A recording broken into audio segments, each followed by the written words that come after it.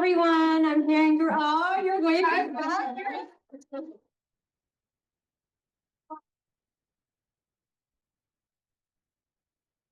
So sweet.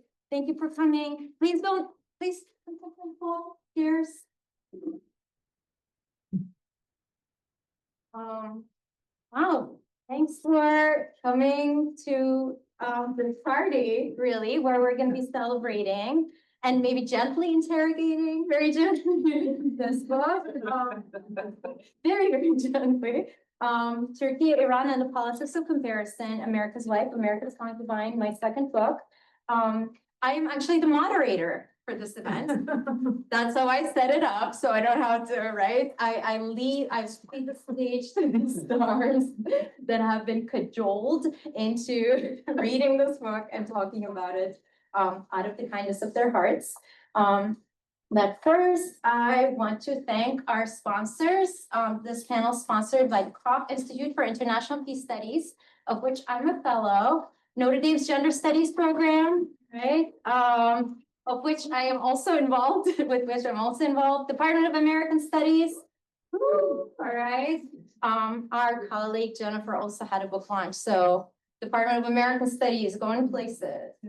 Ansari Institute for Global Engagement for Religion, another one of my friends. Southwest Asia North Africa Working Group at the Liu Institute.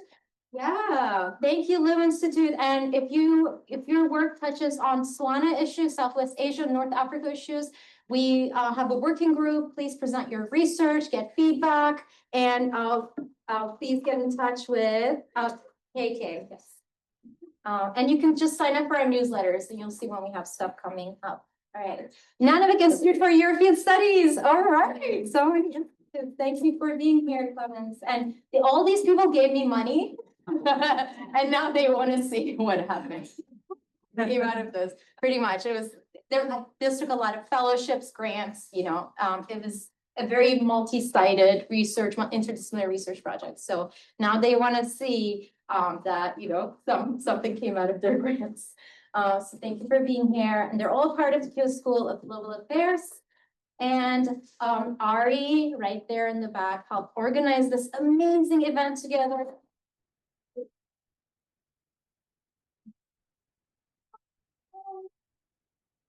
We have chairs here. Let's make these things.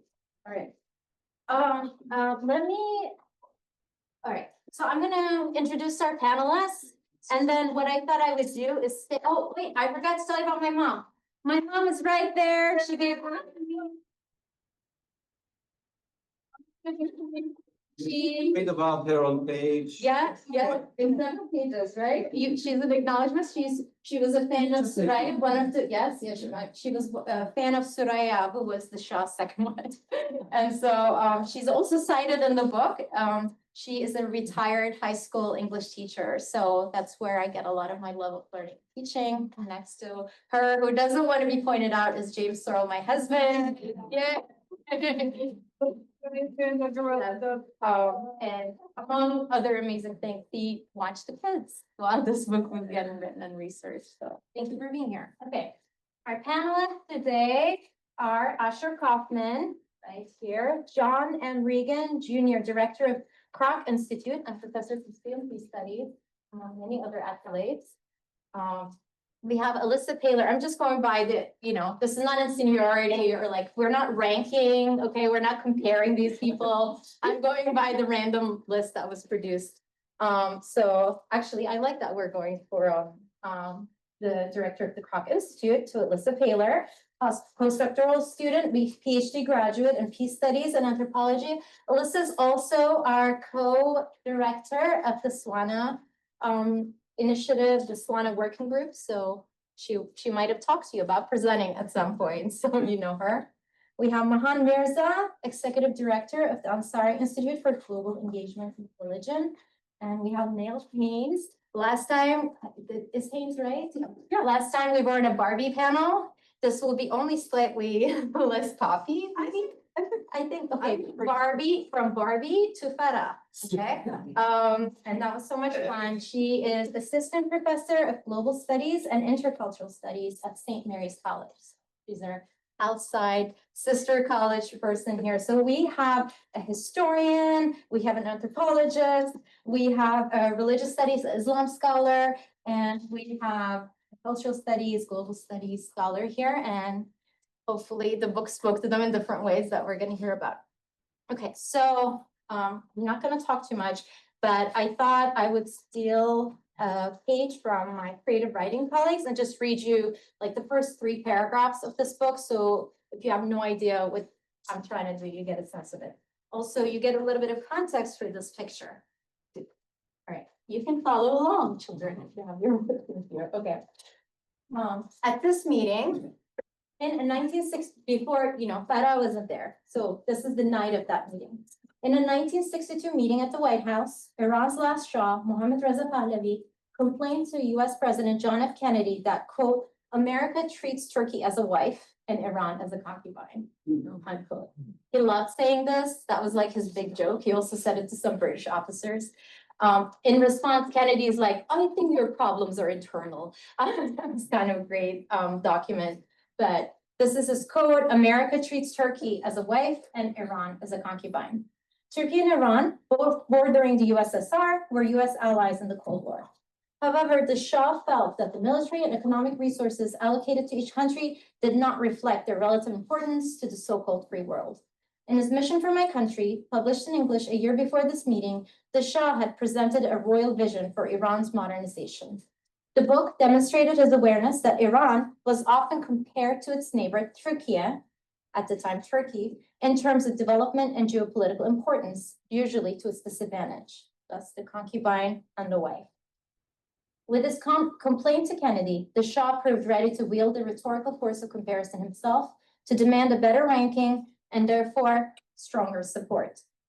Significantly, in order to get his point across, the Shah used the libidinal analogy of a love triangle, representing international power hierarchies in gender terms and emphasizing the triangulated nature of the relationship between Iran, the United States, and Turkey. Here were 2 less powerful countries willing to serve the United States cause in the Cold War, competing for attention, credit, and material dividends under conditions that subjected them to the hegemon's misguided, ill-informed comparisons.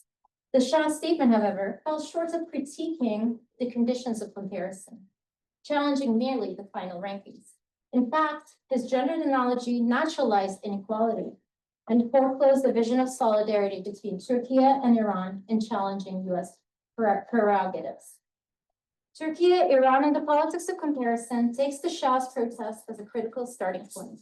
Combining archival research with in-depth analysis of often official, scholarly, and popular texts in Turkish, English, and Persian, the book traces the international history of the comparisons made between Iran and Turkey in an era of US hegemony. My research question hinges not on whether the relations between the United States, Turkey, and Iran have truly resembled those between a stereotypical husband, wife, and concubine between the Cold War and the War on Terror, but on the cultural and political work comparisons under uneven relations of power. I ask which political actors have mobilized comparative representations of Iran and Turkey, and through what categories? Which transnational connections did these comparisons highlight and or obscure? And finally, what role did the vast power imbalance between the United States and its 2 interlocutors play in these often gendered and racialized constructions? So that is the project Razandat, I guess. And I think it would be best if I cede the stage to our brilliant panelists. Do you mind going in the random order that was on this piece of random paper? All right, thank you, everyone.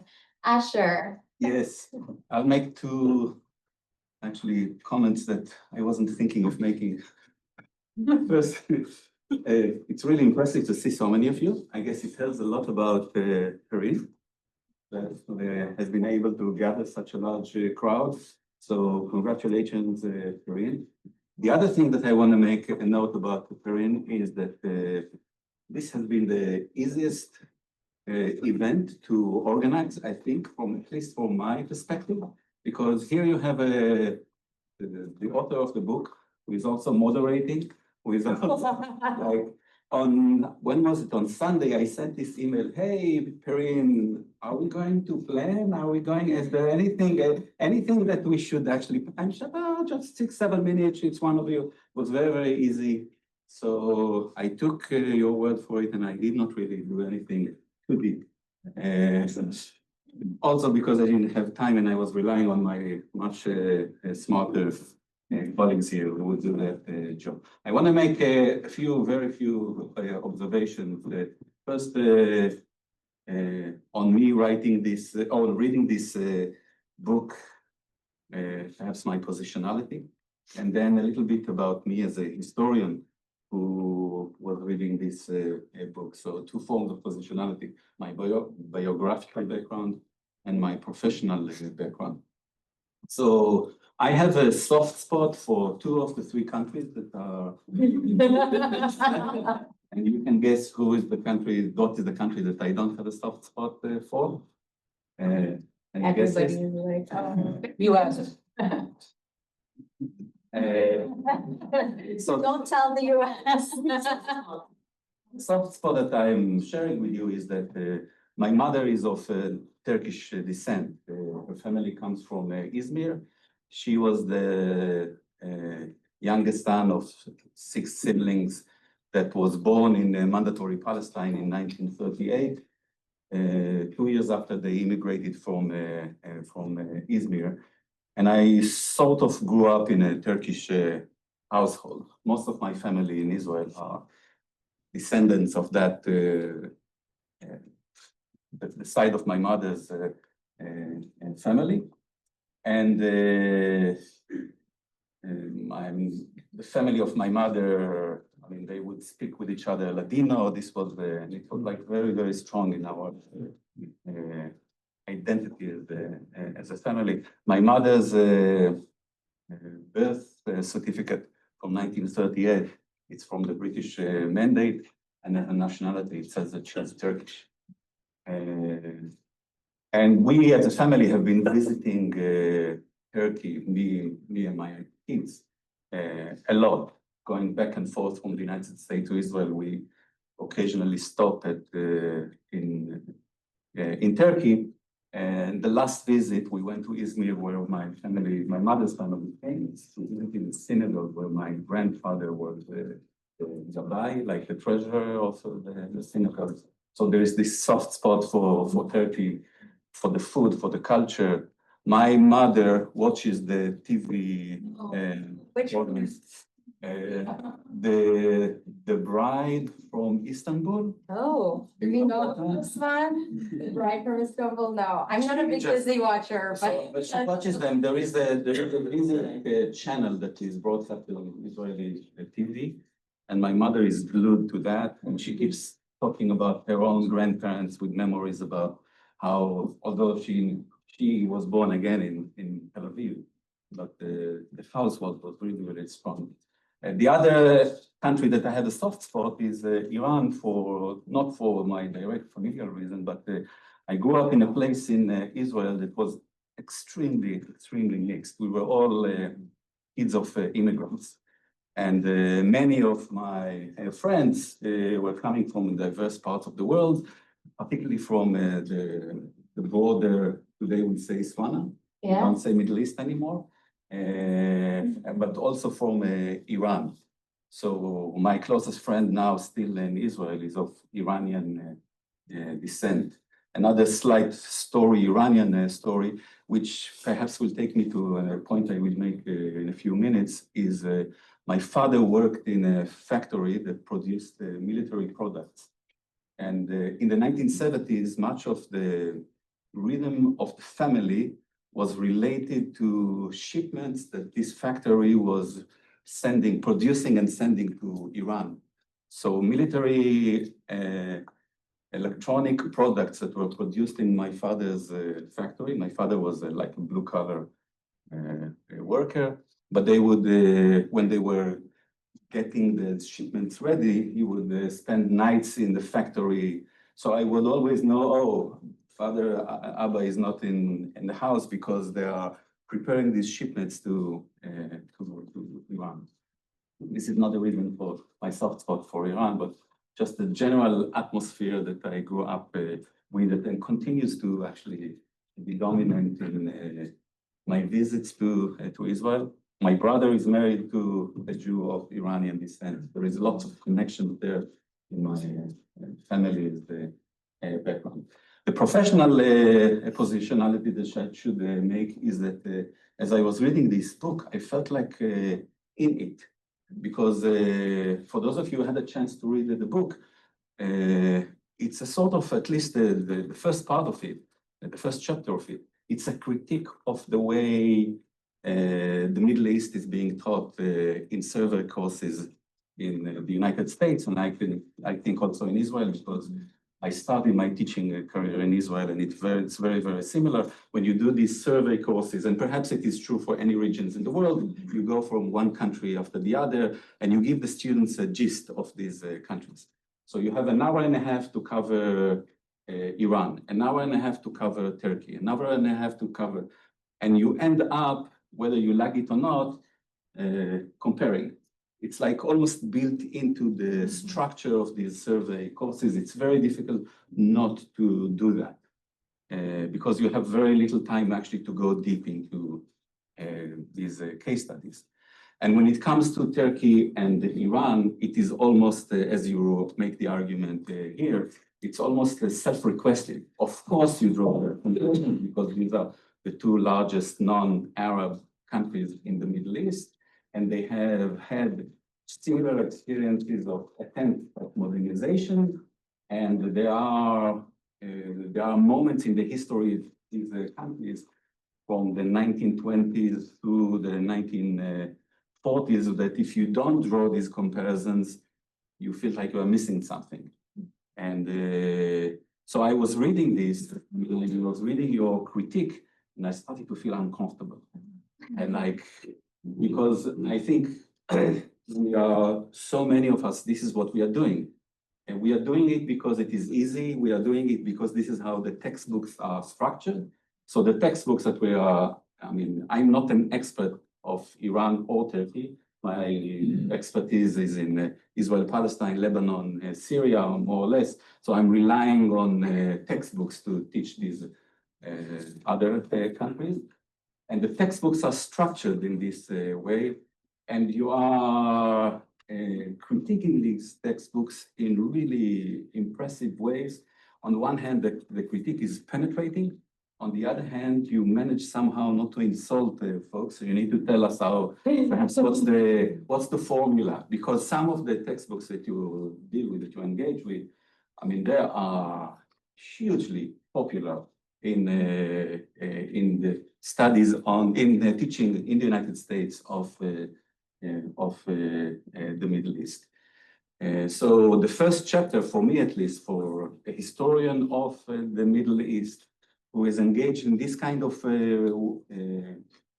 teaching, the way you talk, the way you describe it in the book, was really. At first, I thought, wow, this is really amazing. Then, well, this is really uncomfortable because this is exactly what I'm doing.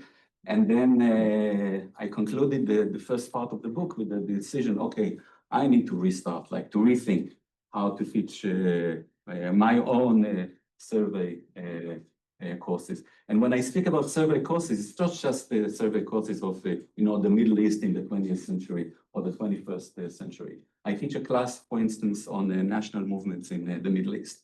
So I have a full week, 2 sessions on Turkey, 2 sessions on Iran. And it's like, it's almost inevitable. I would say it is very difficult not to fall into this trap that you are pointing out to. And I think as I was reading the book, I was thinking this book needs to become required reading for anybody who is training to be a scholar of the Middle East and who is expected to teach these any survey course on the region. Am I already exceeding my time, or? We don't really have, you're right. I was like, whatever, be a round table, just say a few things. Yeah. But so yeah. I'll just say a couple more things about you as a historian, I'm not a gender scholar, and many of the topics that you cover in this book, I know them very well. I teach them, like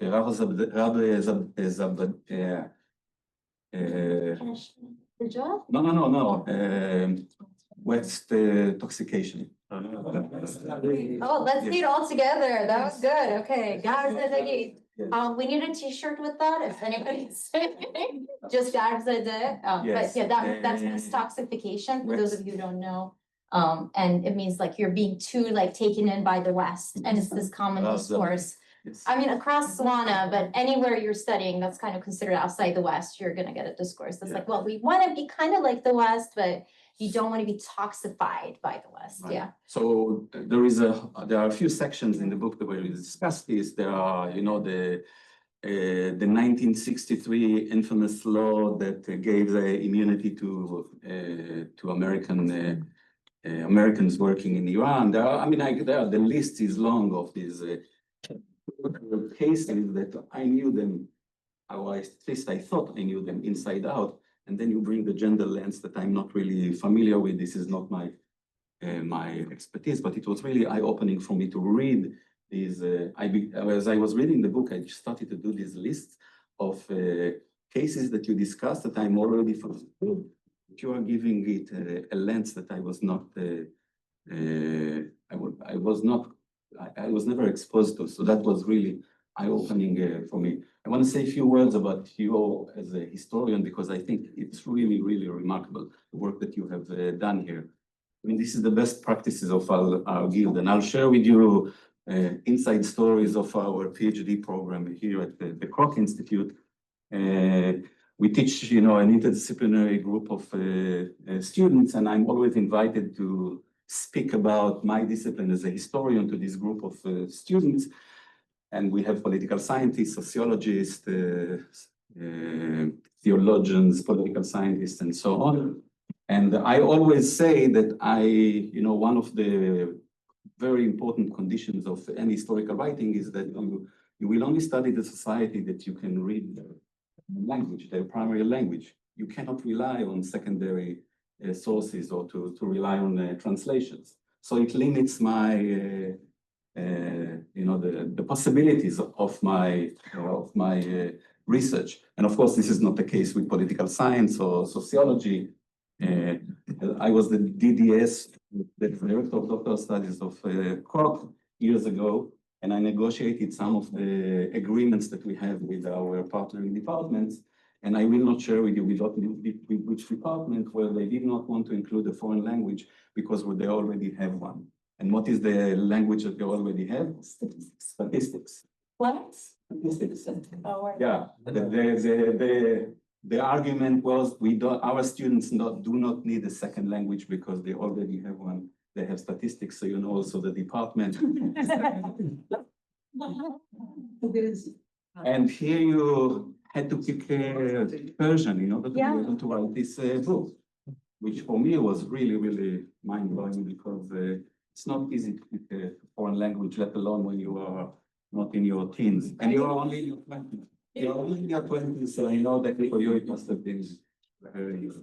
So it's, in general, this is it's a tour de force. It's a tour de force about international cultural history. It retells the history of these two countries in ways that I have not really seen anywhere before. It invites it. I think it also creates an opportunity for a whole new field of historical investigation of these triangulations. Because as I was reading it, and that perhaps goes back to my own positionality, I began thinking, how would this book be written with a different primer? Like, what if Israel was at one of these angles? Because I could see this book written with a different triangle. And then how would that look like? So I have a few questions, but I think I'll leave it here because I've already taken too much of.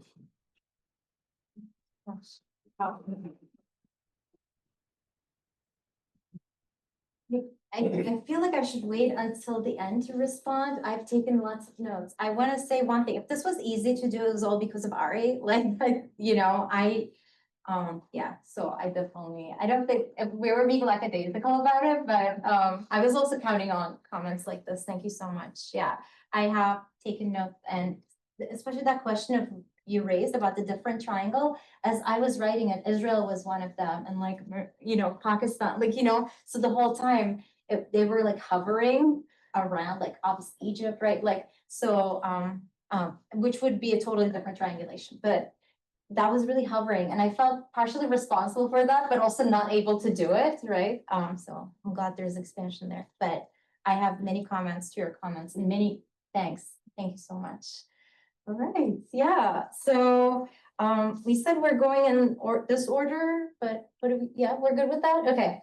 Alyssa, we have a postdoctoral student, peace studies, anthropology. Yeah, all right, go for it. Well, I want to thank you, first of all, for inviting me to join the panel and to read your fantastic book about the critical thought we need to put into doing comparison at multiple sites of international policymaking, and for welcoming my comments and questions. But most importantly, I want to congratulate you for bringing to life this incisive analysis of how power fluctuated between Iran and Turkey and between Iran, Turkey, and the United States. I want to highlight what I think are the two most important contributions of your book. First, the book provides not only a rich application of intersectional theory to historical data, but also illustrates how intersectional theory at its best makes visible flows and processes of power. Second, your book provides us with an excellent reminder that when enacting comparativist politics, the comparisons often say more about the political goals of those making the comparisons than the people and places being compared. And you trace this through some of the ways in which those comparisons become recursive. They operate at multiple levels of policymaking across different states and multiple decades. Comparison operates from the international to the local level, impacting the ways in which Iranians and Turks see themselves as political, gendered, and racialized subjects. So you talk not only about how power in policymaking shapes different images around the world of particular places, but also how those images are then taken up by the very subjects they're meant to represent. So for my first point, I want to highlight the importance of the intersectional method that you've brought. Within the field of peace studies, we've sort of started to mainstream intersectional theory into our different practices and other aspects of theory within the field. But a lot of the outcome of that mainstreaming of intersectionality and intersectional theory has really gone the direction of gender mainstreaming, which is sort of add the most vulnerable and stir. So using the axes of race and gender and class, often the peace builder finds the most vulnerable person to represent the views of the people like them. And they focus on representation. And what is lost is rather how the intersection and processes of power form those vulnerabilities. Representation starts to stand in the way of meaningful structural analysis. And what your book provides is theory enacted in method. Your book shows us how intersectional analysis can unpack an always changing multiple processes of power that construct the categories of difference. And particularly how those categories of difference are constructed into cultural products that gender and racialize the other in North Africa and West Asia. Your intersectional analysis helps us understand how the Iran today has become sort of a browner, more masculine other to be feared, while Turkey offers a moderate or whiter partner to Europe and the United States, but also how these positions have flip-flopped across time as the political goals of Turkey, Iran, and the US have changed. My second point sort of takes us to my hat as an anthropologist. And one of the things I teach my students and we learn very early on is that the act of comparison often tells us a lot more about ourselves and our own epistemological biases than it tells us about the groups of people or the places that we are trying to compare. And it highlights how the act of comparing, the one doing the comparing and constructing the category, thinks about, forgets to reflect on their own ideas about what constitutes good or bad change, modernism and radicalism, etc. And this doesn't teach us very much about what people themselves actually think about who they are. So the linguistic anthropologists Jane Hill and Judith Irvine describe comparison as a recursive practice, meaning it's one that starts at perhaps a global or national level, but then is taken up by the subjects themselves. And I thought your discussion of how you yourself were sort of drawn into Turkish constructions of an Iran other through the movie Not Without My Daughter, which I also watched at my grandparents' house, so that was to come across, but also how your mom had taken up earlier comparisons between the two wives of the Shah. And I thought that demonstrated sort of the recursive way in which power operates. I also wanted to highlight that comparativism, the way you've sort of drawn our attention to its practice, brings to light what we in peace studies and anthropology might consider a sort of symbolic violence, the construction of power within the foreign policy arena is then taken up by subjects themselves in a way that may disempower them, but is sort of seen as normal. However, the comparative act is not hegemonic, and as you show at different times in Iran and Turkey's history, comparison is a form of political claim making, enacted by each country's leadership in an effort to climb the hierarchy of comparison, which you help us to see. Comparison is not equal, but hierarchical. So power never travels in one direction. I was hoping where else in the world you might point us to start thinking about this work of unpacking comparison. You mentioned in response to Asher that Egypt sort of hangs over, of course, as someone interested in how comparisons between Israel and Palestine take place. I am curious how your research for this book maybe has led in another direction, another triangulation, another unpacking of comparison. So thank you very much.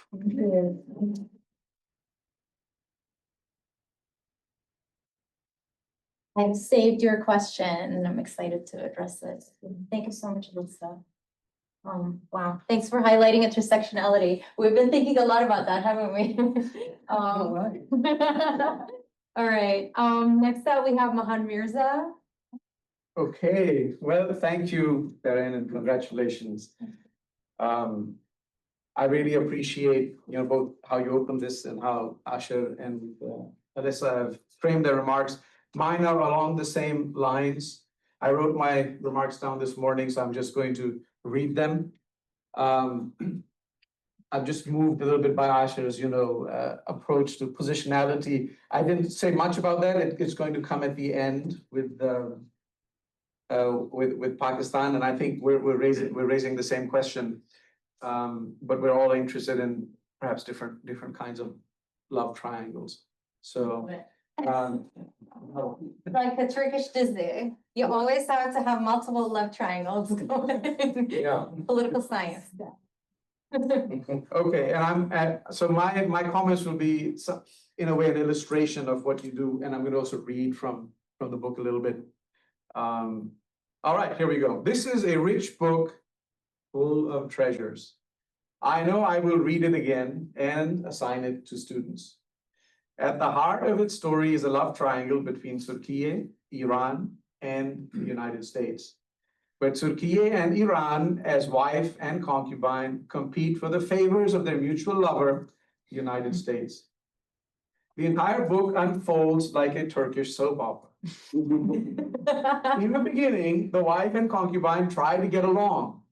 They explore their shared history through the legendary Persian epic of Shahnameh, realize they are in fact siblings. And in a climactic scene, one exclaims to the other, "Kardashim!" My brother. My brother. There, obviously, the gender doesn't work, but you get the point. This exhilarating account, captured in a meeting of Reza Shah and Ataturk in the first chapter, is just the beginning of an epic geopolitical saga that has been unfolding over the past century, whose final chapter, we are told, has yet to be written.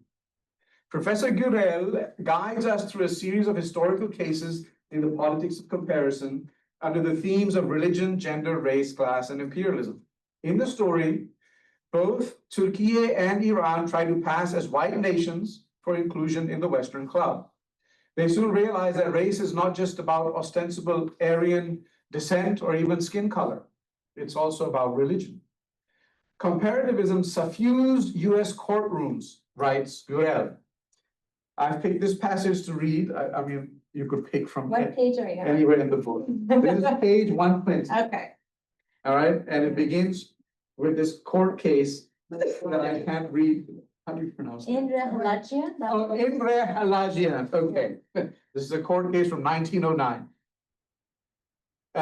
This case declared Armenians white, partially because by reason of their Christianity, they generally ranged themselves against the Persian fire worshippers and against the Mohammedans, both Saracens and Turks. In Dow versus the United States, too, the Syrian applicant's Christianity gave him an edge, bolstering the comparative scientific categorization that Arabs belong to the Semitic branch of the Caucasian race, thus widely differing from their rulers, the Turks, who are in origin Mongolian. This is actually US court cases. that So, are- Yeah. So actually, she's quoting from the cases. Yeah, It's that's cool. mixed, and so I'm not saying quote unquote, quote unquote, Yeah. over. You can figure that out. In Re Najur, this is another court case, the court granted a Christian Syrian applicant whiteness, citing Keen's work and rejecting the opposing claim that being a subject of the Sultan of Turkey had made the applicant Asiatic. Thus, Turkishness, that is supposedly being of Mongolian origin, and Islam, as the imagined enemy of Western civilization, operated as powerful and overlapping racial, political clues. One more paragraph. The comparisons were more complicated for Iranians. While Arab and Armenian Christian applicants contrasted themselves with Persian fire worshippers to prove their whiteness, South Asian applicants connected themselves to Iran to insist on their Aryan roots. In such arrangements, Iranians figuratively operated as racial hinges. To cite the powerful metaphor of Neda Makbule, opening and closing the doors to whiteness. Both opening and closing the doors to whiteness. Just love it. In short, West Asian Christians could become officially white in the United States and gain citizenship benefits through a comparativism that set them apart from the Muslims who may have been from the same town. This common man understanding had little support in the era's race science, but it did cohere with civilizational visions that aligned Christianity, the West, and whiteness. So I'll hire you for the audiobook, I think. Ooh, found, okay. So almost every page is like this. Another of my favorite sections was how, after painting a portrait of Queen Farah's soft power, noting the gendered connotation of words like soft, Gürel analyzes how her media portrayal changed with the Shah's political fortunes. Rather than a symbol of progress and enlightenment, she suddenly became a veneer, shielding the brutal ugliness of the Shah's regime with her radiant beauty. The comparative twist in this story is the kicker. The Ayatollah originally enjoyed a similar media appeal due to his anti-imperialist struggle. But then his Islamism came to the fore. It may be ironic, but not surprising, writes Gürel, that Iran's last Pahlavi queen and first supreme ruler both face such severe reassessments of their charisma. Beauty is not necessarily the power of the weak, as has been claimed, but the power of the ascendant, with rankings in the eye of the comparer. And that was on page 148. At around this time, it became cool to be black. Blackness associated with anti-imperialism, which came to be associated with Islam in some Black American movements of the 20th century. Professor Gürel expertly contends with the paradox of Türkiye and Iran trying to pass as white, but at the same time ostensibly standing in solidarity with the racially oppressed African Americans. The headscarf debate is a doozy. The book takes us through the drama of Merve Kavakci, who was not allowed to be seated in the parliament, in the Turkish parliament, because of her headscarf in the hyper-secular Turkey of the time. As progressive women in Iran's parliament stood in solidarity with Kavakci, Kavakci rejected their overtures to demonstrate her loyalty to Turkey, which was then fearful of turning fundamentalist like Iran through osmosis. Turkey is moderate and Sunni, and even Sufi after all, unlike the revolutionary Shia fundamentalist Iran. Professor Gürel unpacks these complex relations under the shadow of US imperialist discourse, permeating Iranian and Turkish culture through sensational blockbusters like Midnight Express and Not Without My Daughter. Look, you have to read the book. So let me end with a question. I'm originally from Pakistan. That's not my question.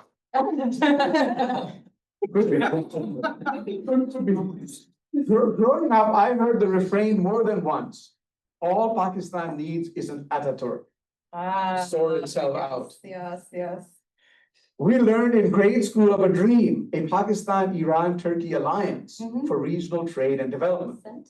Center, and it's, I think, I looked it up, but I didn't find it. The previous was RCO. Baghdad, it's Baghdad. But there's an There's RCO. another one, yeah. Yeah, that's the one we Yeah. taught in school. Never worked out. Regional Cooperation Association, yes. Yeah, it's so called, that was it.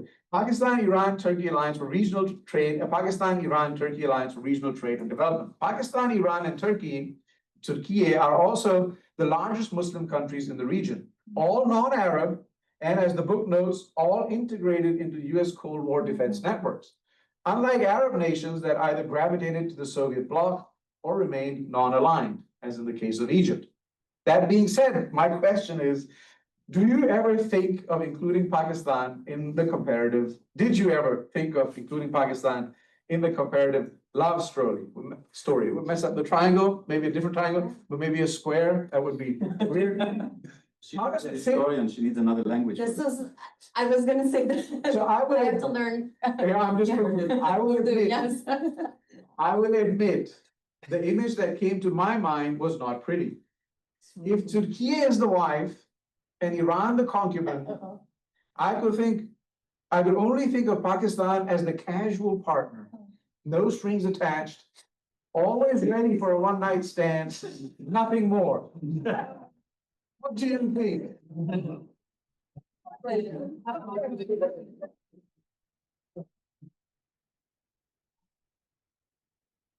I'm just gonna draft these questions together, I think. Is that okay? But yeah, I've written it down. I think it does relate to your question. So. What, you really missed the calling in Hollywood here. Like, I was gonna say, that was amazing. Okay. And it, but thank you for your scholarly comments. They were delivered so beautifully. Thank you. And, yeah, I'll address all of this. I'm trying to not break down and cry here. Now I feel like I stacked a panel with all my points. Okay. Yeah, I guess that's how it goes. It's a party. So, all right, next, last but not least, no comparison, the incomparable, Nell Hayes of St. Mary's College. All right, well, I'm gonna kind of compare myself, because I am not a scholar of West Asia, North Africa. Swana, is that the going term? We're working on that one. We're shopping Swana right now. I'm a Latin Americanist, so first of all, I apologize for my terrible pronunciations that I'm about to embark on. But I also wasn't planning on saying this, but since the disease come up over and over again, when I was living in Chile in the early, like in 2010s, Fatma Gül and we called it El Sultan Oh, yes, okay. were big. Fatma So Gül'ün suçu ne? Yeah, we just, okay, yes, Fatima Gül and Magnificent Century, they're Yes, huge, yeah, okay. yeah. Are they like, So, raise your hand if you're a Disney fan or know a Disney fan, these are Turkish TV series, okay? They're clustered mostly here, okay, but yes. Yes, so I'm an anthropologist of race, gender, and pop culture and know nothing about this area of the world. So I'm going to focus on race, gender, and pop culture. And I thought the centrality of pop culture to the analysis in the book was really refreshing and unapologetic, and really demonstrates beautifully how critical pop culture is to understanding politics and culture norms. So I thought I'd just kind of highlight a few examples from the book where we see pop culture act as a conduit for co-constituted forms of race, gender, and nationalism. The book moves us through different forms of imagining nations and demonstrates how at each juncture race and gender become taken up in nationalist imaginaries in different ways, which I think other folks on the panel have sort of highlighted as well. So we see this happening through film, television, and magazines. But what I found really interesting was we get several sort of people who become iconic in different scenarios that sort of we focus on in the book. So icons in pop culture are easily adapted to address prevailing social issues and political perspectives. And I think what you were saying about really illustrates that. Their plasticity means that they can be shaped to align with social norms and dominant ideologies. So on the one hand, we see a particular form of racialized masculinity in the celebrity figure of Muhammad Ali. He became the most well-known representative of Black Islam and a hero to critics of US imperialism everywhere. Becoming, in this quote, the symbolic warrior of all Muslims, we can't ignore the ways that an association with righteous violence underlies his iconization, marking it as masculine. Similarly, we see the making of Malcolm X into an icon, particularly through his literal iconization on Iranian postage stamps, which I didn't know about it, but I thought it was fascinating. So these stamps depict him in a style of Bilal Ibn Rabah, connecting the Americans militant in Islam to stories of Bilal's endurance in torturous circumstances. And even thinking about the charisma of Khomeini, his speeches against racism constructed a defiant, imagined Muslim world that could withstand attacks on Islam, again painting an iconicity reliant on a defending warrior trope. So here I will then compare along gendered lines. So on the other hand, we see this construction of femininity through iconization in which women become symbols of the nation, but within that process undergo objectification. It's clear in the example of Merve Kavaki, who in Turkey became an icon of anti-Turkishness, as the book puts it, beyond the pale of Turkishness, for attempting to wear a headscarf in parliament. In Iran, she became an icon of both kind of like two different camps, the pitfalls of laicism, but also of women fighting oppression, particularly women in the Iranian parliament. But again, at times she resisted her reduction into a symbol, especially rejecting Iranian women's solidarity. But again, even amongst Turkish feminists, she was kind of reduced to her appearance to the focus on the scarf. And of course, the most iconized figure in the book, Bara Pahlavi, because really what could be more indicative of being an icon than being painted by Andy Warhol. To me, the most evocative description in the book is her appearance in the Hayat magazine, where her personality is summed up in 2 sentences and her picture is pasted in a grid format alongside Jacqueline Kennedy. This is on page 82. She was put into these like sort of Life magazine grids where you were supposed to compare her and the Shah's second wife to like other women. And then you could kind of see like sort of like the who wear it best that they still have in style. Yeah, but like they're kind of equalized and like you can decipher your personality trait or like ask your husband which one he prefers and then you can tell something about him. Yeah, so this is the grid. Go ahead. Yeah, so she's kind of being compared to all of these other women, both in positions of, within quotes or not, political power like Jackie Kennedy and Queen Elizabeth, but also film stars and such. And as you write, the grid format flattens its subjects and prioritizes their relationships in the aesthetic field, eclipsing history and context. So the book also points out that Farah lost control of her image, and this seems to be true of Kavaki as well. Instead, while men's imagery, as they're iconized, move beyond their own design, we don't see them spin out of control in quite the same way. Women's loss of control results in a dual erasure, first denying them agency of self-representation, and second, reinforcing notions that they might be simply pawns, as in the case of Kabachi, or are being groomed in the case of Pahlavi. So despite showing great agency in their decisions, they're rendered passive recipients of ideas and mere puppets of power. So bringing these two together, we see the ways that for both men and women, they come to represent a particular imagining associated with Turkey or Iran. Their iconization happens according to gendered logics of nationalism. For men, that's strength and being warrior-like. For women, appearance and image are emphasized in passive terms. And even thinking about Reza Shah and Ataturk, we see how men become representative of the state and women of the nation. On page 87, when feminizing Turkey and Iran as wife and concubine, you write, the space of politics itself was marked as one of masculine jocularity. The space of culture and aesthetics, on the other hand, becomes feminized. So Farah in her Empress as symbol role, as described by the CAA, connects political power to image and beauty. But at the same time, the CIA, it's hard to say, CIA reports portray this power as simply image building, though she herself insisted in magazine interviews that her position was earned on her own merits. So overall, the book demonstrates that pop culture is anything but superficial. The anthropologist Christina Wirtz contends that expressive forms such as pop culture provide examples of that which does not rise to the level of conscious reflection, but in so doing constitutes the most powerful cultural logics. The discussions in the book clearly demonstrate how gender, race, and nationalism become intertwined, but also go beyond simply another example of how this works in a new context. Instead, the book demonstrates how the making of national icons is a deeply gendered process and one that in many cases necessarily involves the workings of comparison. Pop culture, whether embodied in these icons or in the films, television programs, and magazines that emerge in the book, moves comparison from the realm of politics into the general public, where it's more easily internalized and may more profoundly eclipse possibilities of solidarity. Who we iconize says a lot about who we are and who we want to be. And thinking about that through a lens of ideology, with the media as a key ideological state apparatus, these iconic figures help to illustrate the relations of power in nation building.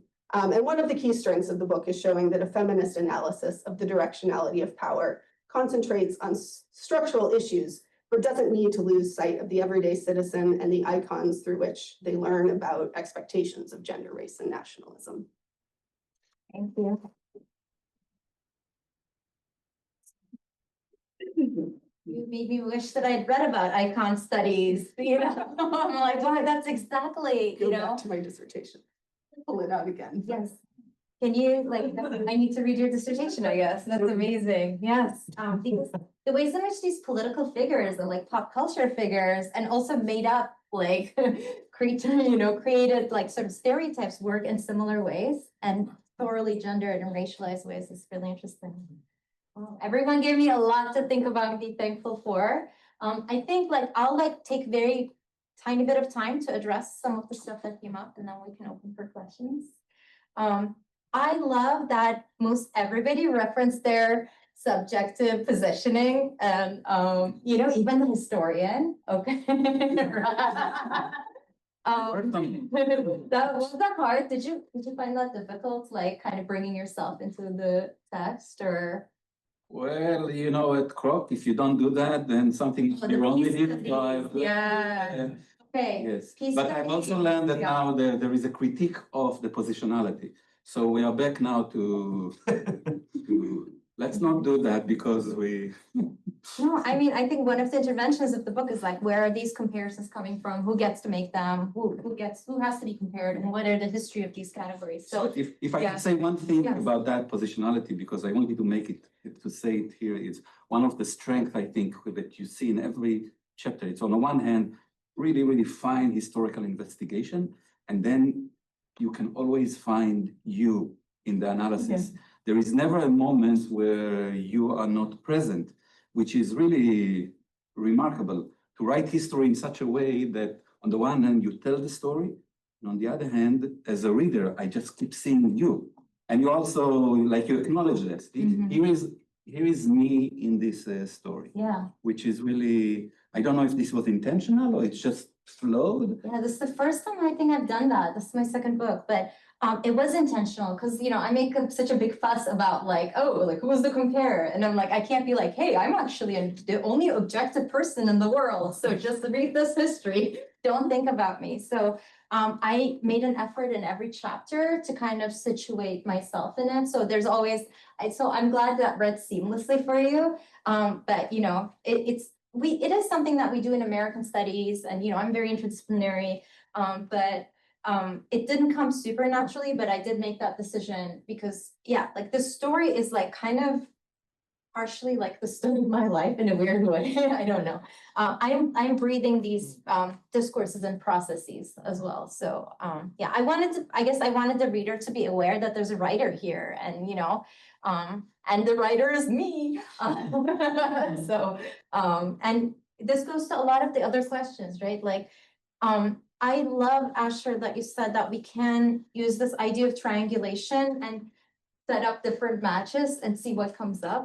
For me, like the Turkey-Iran triangulation was so, it had been in my perspective from like childhood, right? The 1990s, the Merve Kavakçı, I lived through that. I was stopped at the university and told to take off my beanie because they were like, oh, is that like maybe a headscarf? I was like, no, like I'm punk. But they would make me take it off, so so you're living through this, and like your identity as like a Turkish person who is going to an American high school, and like this figure of Iran is always like kind of haunting you, like all across like the political spectrum, and like what you're gonna be as a woman, how you're gonna study what your country is gonna be. So I did make an effort for that.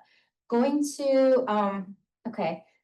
The different, I think many of you wondered like, oh, where's sort of Pakistan? Yeah. And what if we put a different country in that? I think a lot of this goes to this 19th century idea of standard of civilization. So in the 19th century, European powers basically came out with this theory that you dealt with the world, the other peoples of the world, based on a standard of civilization. And this was legitimately something that they believed in, that actually influenced how the Middle East came to be as well, the mandates, how they were assigned. But they basically agreed that, if a country was civilized above a certain level of civilization, you could have international laws apply. So I'm not gonna like just come in and like invade your country because I see that you're civilized. And right, civilization obviously is like gender, racialized, it has to do with religion, all these things. And they use like comparison and comparativism, which is the power-backed use of comparison, to kind of set up these rubrics of like areas of the world that were civilized, where you could kind of have dealings, on a civilized manner, and areas of the world where you have the laws of nature applying. And I think this is where I think the Israel-Palestine comparison comes in some ways, again, fluctuating. So the reason why we can imagine so many different matchups is that all these matchups are inserted into a different discoursive history with that are also transnational. So yeah, I encourage this to be, and at the same time, you have the hegemon, right? Like US foreign policy doctrines are having an outside influence in these categorizations, in this politics. So that's kind of the hierarchical part of transculturation. Mahan, like I think when I had written my book proposal, you were there and you were like, oh, what about Pakistan? Do you remember that moment? Now I do, yes. I was writing this book and you were like, well, Pakistan, and I like the whole time, So no, that was really good. But then one of the readers was like, the chapters are too long. No, this was perfect. Thank you. I don't think you could have handled it. Your own record. No, Yeah. I felt obviously I couldn't handle it. And I also think that if you're gonna study a country like beyond this, like, here are my categories, slap, 5 countries, where do they rank? Like, if Right. I can't do, I'm criticizing that. So you always have to cut you have to pick that. But Right. I did save something for you, a primary source, where right after a Cento meeting, the Shah makes a speech and he says, he compares Türkiye, Iran, and Pakistan to the Arab majority nations. Mhm. And he says, you know, everybody's talking about these Arabs, but we have together more people, like, so pay more attention to us. Yeah. So that rhetoric is so much that you grew up with. Yeah. It's in the Shah speeches, it's in central documents, it's in, yeah, the area cooperation documents. I think there's a fantastic article in there, you know, that you could write about, like the Arab, you know, the bad Arabs and like the kind of good-ish non-Arab Muslims. And the United States policymakers are completely seeing it that way too. They're like, how do we boost these guys? The Arabs think they're like sellouts or even worse, right? How do we kind of boost their profile as opposed to like Nasser and his ilk, you know? How do we make these people make them speak for Muslims, make them speak for the Middle East? Yeah. I think, yeah, maybe I'll stop there with my comments, and so we can have some thoughts, questions from the audience. Yes. Thank you so much. I'm John Bullock. I teach ethnomusicology in music. I want to say I appreciate this emphasis on the politics of comparison. Before we were ethnomusicology, we were called comparative musicology. When we changed this, I'm not sure we made much of an improvement, but at any rate, it's something I think a lot about. My work is based primarily, as you know, Perin, we've talked before, in Kurdistan. And so I'm working on a book about Kurdish music and media. And so I'm just kind of wondering, how these sort of, because I'm thinking about, of course, I'm comparing the Kurdish case in Turkey versus Iran. Iran, in a lot of ways, was much more open to aspects of Kurdish cultural expression. Kurds were kind of classed in this internal hierarchy that marked them as regional, you know. And in Turkey, that was very different because Turkey doesn't acknowledge the existence of Kurds until 1991. They're mountain Turks, Yeah. but also, you know, the stereotypes, you know, they have way too many children, they're too rural, they're vulgar, they're coarse, all these sorts of things. So I'm just kind of wondering how these sort of broader politics of comparison between Turkey and Iran and how they sort of get internalized within these own creations of, and this may be something you Yeah. address in the book, apologies, I haven't made it to it yet, but I'm kind of wondering about this sort of internalization of these kinds of hierarchies of comparison. And it's not just about Kurds. I mean, in Turkey, another good example maybe to think about it through the lens of is music policy post-1920s when Ziya Gökalp says, oh, there's three kinds of music in Turkey right now. There's Western music, there's Eastern music, which is sick. He wasn't a fan, which he was able to say, oh, well, it came from the Byzantines anyway, so it's fine. We can toss it aside. But that kind of rhetoric shows up later in criticisms of arabesque music in Turkey. But then the third kind of music he said there was Anatolian folk traditions. And it's under that rubric that Kurdish folk songs get collected and gathered and the lyrics changed into Turkish. And suddenly they're icons of Turkish cultural accomplishment because there's no such thing as Kurds. Yeah. So anyway, just all of that to say, what are the kind of internal hierarchies look like in both of these places? It's such a fantastic question. So one of the things that happens when we compare Turkey and Iran is that you are erasing so much nuance and overlap between these populations. So obviously the sort of the intranational population of Kurds, sort of even the idea that like, let's compare the Kurds in Turkey, compare the Turks, like that's not right. You're still using that bifurcation, whereas like these populations have always intermixed, right? So you're bringing, you know, one of the things when I go through like the ways in which comparison operates, that there's so many levels of abstraction and so many sort of structures where nuance gets erased, and especially transnational dimensions of stuff gets erased.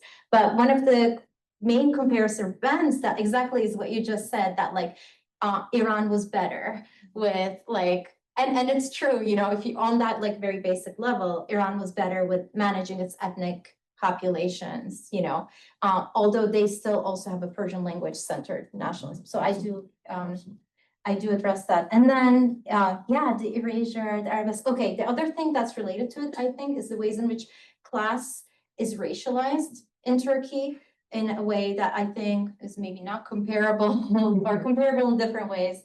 That this idea of the Kurds, when you have the mountain Turk and like the folk, it becomes like these civilizational ideas that we talked about operate, and then how Turkey is going to relate to its like backwards mountain folk. All these ideas are percolating, and there's a long Ottoman history, of course, of Ottoman Orientalism that targets Kurds and other ethnic populations. So Yeah, agreed. You have the erasure of nuance, then the frames are determining how we view these populations. That might not be bearing out like in how those populations see each other. Right? Yeah, thank so much. you. Can't wait to read this. Yeah, I hope you like it. Absolutely, I'm sure. And I do have like, this is not about music, but one of the main figures I talk about in one of the chapters is this Kurdish Islamist and the ways in which how he is kind of mobilizing racialized ideas. So that might be Yeah, amazing. Thank you so much. Thank you. Next comment. Questions?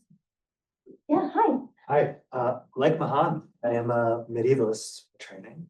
This is a really exciting book, but I have interests in the modern, so I look forward to digging into the book. I'm sort of curious what happens when you take US out of the equation. Right? As an American studies scholar, what does the politics of comparison look like 400 years ago, 500 years ago, when it's the Ottoman Empire that's doing rankings around the world and not using categories like race or civilization? I'm surely using something like civilization to think about the territory that is under rule, but I mean, I'm just curious about the question. Can I piggyback on that as well, because I was at Soapy White American Studies. I'm more familiar with the Ottoman Empire, the 16th to the 18th century, but it's a major slave trading empire and slave holding empire, and which groups they decide are the best ones to be eunuchs or concubines. They are projecting out, and I'd love to know more about that, the genesis or the origins, I suppose, of the flipped picture, not this Love Island, sort of one way. So there's a book called Before the West by Aisha Zarokol. Like that's amazing and goes even beyond like because we can take the United States out and then you have European imperialism, right? And so, and in many ways, you think it was like a more social sciencey inheritor of European Orientalism, right? So that's like such a generalization, but there's a great book that addresses how these sort of at the national and policy level, how like non-Western kind of hegemonic forces kind of debated in diplomacy before the rise of the West. That didn't necessarily answer your question, but it's a great book. Okay, the slavery thing is really interesting. There's amazing work that's being done. I was at University of Virginia, and there were at least 2 graduate students who are working on exactly this question of like the racialization of different people who are enslaved. Right, obviously the word like slave comes from Slav, right? And it relates directly to these early theories that are precursors to racial theories, the climate theory, which said like people, Ibn Khaldun says this, he says like the people in the Nordic environments and the Southern environments are inferior and people in the medium are like superior. So we're always humans like being like, oh, you're that, like, so I think you're inferior in these, we're always justifying using culture, science, knowledge to justify exploiting other people, right? I'm not making a statement about human nature. I'm making a statement about, culture and how it can be mobilized. It can also be mobilized to challenge that. But you have this climate theory in sort of the Ottoman Empire, even before that says certain climates breed inferior peoples. Therefore, it's justifiable for us to enslave people above this certain climate, right? The Slavs, and people below the certain climate. So, and then there's some great research being done on the 19th century with these anti-slavery meetings. And then the Ottoman representatives go there and they're like, actually, we treat our slaves so nice. Doesn't compare, like so many of our leaders used to be enslaved, and now they're in top positions of power. I married my concubine just the other day. Now she's my wife. Right? They're setting up these like comparative visions of like obviously the US brand of plantation slavery that passes on from child to mother, like that's racialized in a certain way. And they are defending Ottoman slavery, but being like, no, this is how people rise in our society. You don't get it. Castrate them and then they can rise. Yeah, like not every, right? They reskill their children, but then they become the like Sinan, right? They become the highest architects. So like they become the icon, right? So they become the doctor of this, the palace. So it's just, our slaves are, our slaves are doing okay. So the thing is, I'm not saying like No, that comparison beyond that, motion yeah. is happening in the record, so it's super interesting. Yeah, Thanks, great thanks, question. If I can have a Yeah, follow-up, You wanna- and then yeah. question to you. I mean, you pointed, I think, an interesting question about what if, I mean, this comparison before the United States. yeah. I think it's very hard to pick today a book that, if not the United States, at least the Western conceptualization of Mhm. what the modern is, the modernization. Because even if you look at like Galvin writing about the Ottoman Empire in the 16th, 17th century and the Safavid Empire around at the same time, he draws comparisons that are in line with your critique. Modernization. So it's looking at the number of railroads that were established in the Ottoman Empire versus the Safavid Empire. Agrarian reforms in order to modernize, and then drawing comparisons between the two. So the tools of comparison continue to, I mean, they still dominate, even if you are talking about 16th, 17th, 18th century comparisons between the empires that preceded the modern states. One question that I had for you that actually it's coming out of this your answer that was also here. I mean, you are addressing it at the beginning. You're saying comparison is a human instinct, Yeah. and I was trying to say, so where is the line when the draws between our instinct as humans to compare and your critique? Yeah. Where do you draw the line? Can I jump on that Yes, question yeah. and then you just come back in? Because I think if this tension between comparison as an act of violence almost, and then comparison as just a natural act was part of the book. And I think the way that you addressed it was, it's the rubric that you use. And you use that word, the comparative rubric changed at some point. And so I'm going to add to that question here right at the end, where you this actually might be a different question, but then you make an interesting move right at the end to something that's more normative. And you envision a world that's beyond this triangle. Forbidden love, Yeah. beyond the love triangle. And Okay. even in a way beyond the imperialism. This is the very last paragraph. If there's an equitable way, and I mean, you expressed this beautifully in the epilogue. We were actually there on July 15th, on the day of the coup. Oh, wow. So that's a whole lot. But you said if there's an equitable way out of the Türkiye, Iran, US triangulation after the American century, it will have to include a multi-pronged, transnational, feminist challenge to global capitalism, racism, imperialism, and local authoritarianism. So Wait, read the next sentence. Read the next sentence. I like you, Lucia. this one DZ, which is the Turkish drama, right? Yeah, Turkish drama. Which a happy ending cannot be guaranteed. Because I don't want you to think, let's go global, right? It's such a huge, But You know? you brought us there. What are you thinking with that? yeah. You know, this is, okay, let's go, right, revolution. No, okay, couple of things. This is the charge question. I'm gonna address the previous one before this, what you're saying when Galvin. Oh, I didn't say why I was nice to Galvin. You know what? I can't write a history of the Middle East. So like, way to go, Galvin. Like, you know, maybe like we read those sections and we nuance them, right? We assign the same thing and we pack it with stuff anyway. But I didn't want to step on any toes with that, but okay. The way it goes back, even before like modernization, we have these anthropological theories of civilization, right? That even the ways in which we understood the Shahnameh was like, well, these people were settled, they were doing agriculture, so of course they were superior to the nomads, right? So I think you're right that even when we're looking way back, we're like, those ideas about civilization that seem so value neutral are seeping in, and we almost can't see outside of our lenses. I think Zarakol does a pretty good job as for political sciences, so thinking about before the West. Okay. how do we draw the line between everyday practice of comparison? I really think like everyday comparisons are like mostly toxic if they address people, you know? Like I can compare like, oh, do I want to eat a green apple, red apple? Like, what do you prefer? But you know, or if you've ever been compared to a sibling, you know, this like completely sucks and is on an everyday level, not productive, doesn't help anyone, and it's just like not good. So I always try to catch myself when I'm doing that because it's hard not to compare your kids either. The Or your students. or my We have to break, like, right?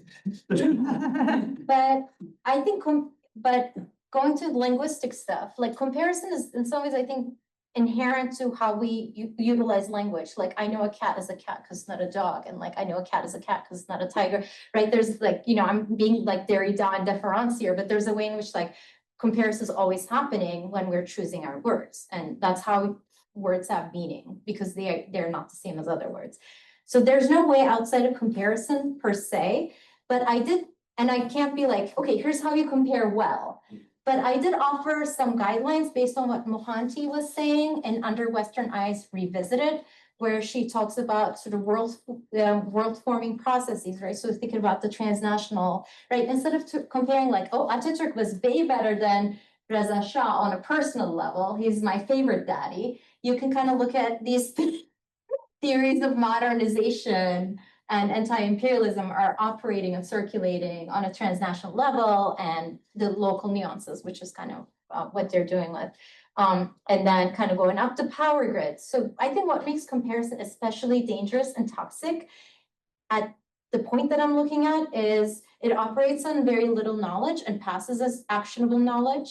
It is backed by the military might, you know, and economic might of the hegemon. So once I rank and compare these people, it helps with like resource allocation, which is why the Shah is like, stop doing this, give us more money, you know?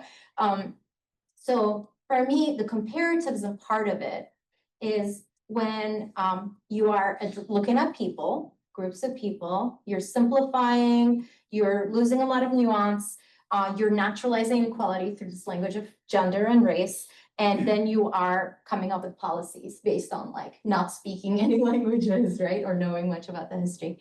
So I guess that's where I draw the comparison, because I do compare in this book, scholarship and books. So I was aware of it. It seems like there's not really a way out of comparison, but there is a challenge to be mounted against comparativism.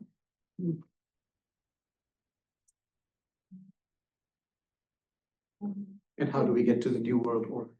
No, just this way. Just opens a, you know. Well, actually, we're watching like a really interesting show about aliens.